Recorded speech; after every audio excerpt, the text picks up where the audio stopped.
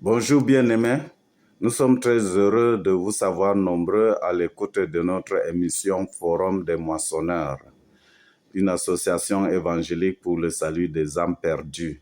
Ce matin, j'aimerais partager avec vous le cœur de l'homme.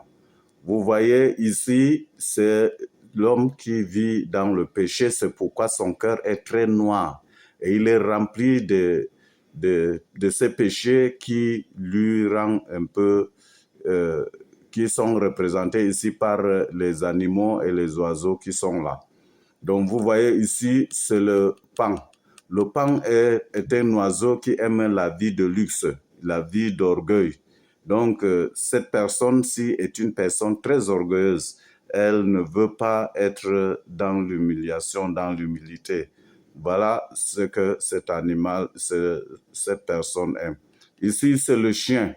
Le chien représente le démon, le péché d'adultère, de fornication et tout genre de vie qui ne glorifie pas Dieu, l'homosexualité et autres, le lesbianisme et tout. Donc c'est ce péché qui est ici représenté par le chien. Et ici, c'est le cochon. Le cochon, c'est un animal qui mange de tout ce qu'il trouve. C'est un omnivore, il mange tout. Il ne fait pas la sélection de ce qui part dans sa bouche. Le vin, il prend. La cigarette, il prend. La drogue, il prend. N'importe quoi, les mauvaises choses, il ne fait que seulement avaler. C'est ce qui est représenté dans le cœur de cet homme. Ici, c'est la tortue. La tortue représente le péché de la paresse et aussi la carapace est utilisée pour faire la magie, la sorcellerie, la divination et tout genre, l'astrologie et autres. Ici, c'est la panthère. La panthère représente le péché de la colère, le péché de la violence. Cette personne est très violente. Elle aime trop la bagarre, les luttes, le meurtre, ainsi de suite. Et là, c'est le serpent. Le serpent représente le mensonge. Cette personne aime trop mentir. Il ment à sa femme, il ment à ses enfants, il ment dans le lieu de service. Partout où il est, c'est seulement la vie du mensonge. Et ici, c'est la grenouille. La grenouille représente le péché de cupidité. Tout ce que la grenouille trouve, elle mange, elle ne se rassasie jamais et fin de fin, elle éclate parce qu'elle veut tout conserver pour elle-même. C'est ainsi que cet homme est. Il aime cette vie de péché, de la gloutonnerie, disons, la vie de cupidité. Tout ce qu'il trouve, c'est pour lui. Il ne partage pas. Et ici, c'est Satan lui-même qui règne dans ce cœur. C'est pourquoi il commet tout genre de péché. Et là, c'est l'œil de Dieu qui voit le cœur de l'homme. Tout ce que l'homme peut faire dans la vie, Dieu lui y voit. Dans le lieu secret, n'importe où, Dieu voit ça. Et là, vous voyez là, ici, cette étoile, c'est la conscience. La conscience de cette personne est véritablement souillée, sale. C'est pourquoi cette personne n'arrive pas à discerner ce qui est bien et de ce qui est mal. Et vous voyez ici, c'est un ange qui est là pour demander à cet homme de donner son cœur à Jésus-Christ. Et la flamme qui est là, c'est le rouge qui se trouve là, c'est l'image de l'amour de Dieu pour cette personne. Et là, c'est la colombe. Vous voyez là, la colombe représente le Saint-Esprit qui est en train de convaincre cet homme du jugement et du péché. C'est pourquoi ici donc cette personne ayant véritablement entendu cet évangile, il a vu l'état de son cœur, il a décidé de donner son cœur à Jésus. Il a demandé pardon de tous ses péchés. C'est pourquoi son cœur de noir est devenu maintenant rouge. Rouge voudrait symboliser donc le sang de Jésus-Christ qui est versé dans son cœur pour purifier son cœur qui était noir. Et c'est ainsi que tous les démons et le diable et tous les symboles de péché qui se trouvent ici sont en train de fuir ce cœur.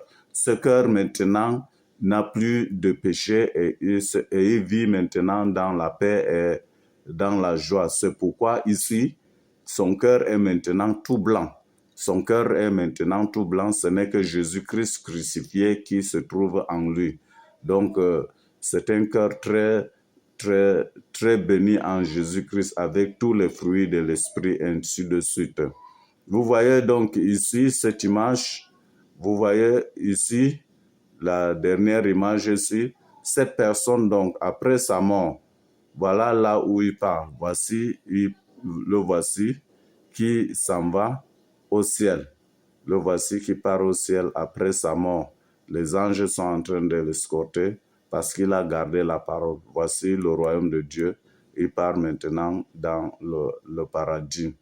Et celui-ci, par contre, c'est l'image de cette personne qui, ayant refusé l'évangile, il a refusé de suivre les commandements de Dieu. C'est pourquoi cet homme, le voici après sa mort.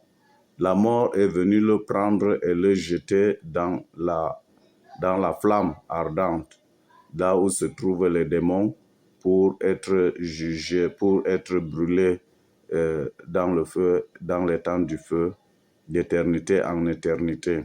Donc vous voyez bien, aimés, que tous ceux qui vivent dans le péché sont exactement comme cet homme. Ils mènent une vie pécheresse, leur cœur est noir, ils sont remplis des démons de ces animaux-là. Mais leur fin a été catastrophique, ils se sont retrouvés en enfer.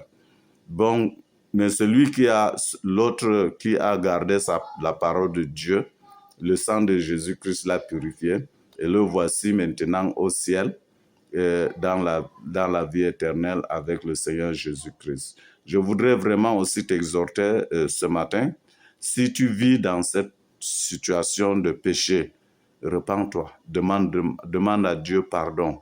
Il te purifiera, il te donnera un cœur nouveau. Tu seras appelé enfant de Dieu.